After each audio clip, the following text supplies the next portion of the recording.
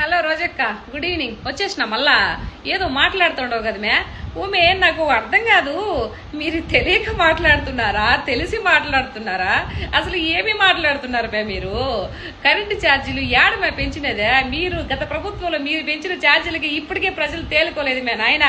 కొంచెం చూసుకోమే. నిత్యావసర సరుకులు పెంచింది మీరు మే. మీరు చేసిన నిజాలు తిరిగి మీడియా ముందు చెప్తే ఎట్టమే?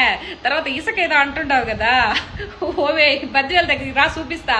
నేను ఒకసారి కారులోకి పోతా, అవే ఉన్నావు ఈ తెల్లటి కొండేమో మలిసితేమనుకున్నా, తెల్ల కొండ కదా అది.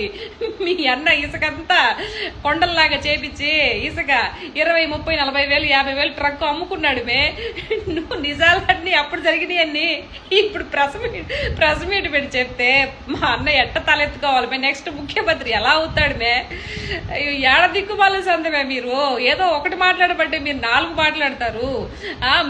మీ గత ప్రభుత్వంలో జరిగిన నిజాలన్నీ ఇలా బయట పెట్టేస్తే ఎట్టక్క రేపు జగన్ అన్న ఎట్లా ముఖ్యమంత్రి అవుతారు? మీరు ఎట్లా ముఖ్యమంత్రిని చేసుకుంటారు? మేము ఎట్లా ముఖ్యమంత్రిని చేసుకోవాలా?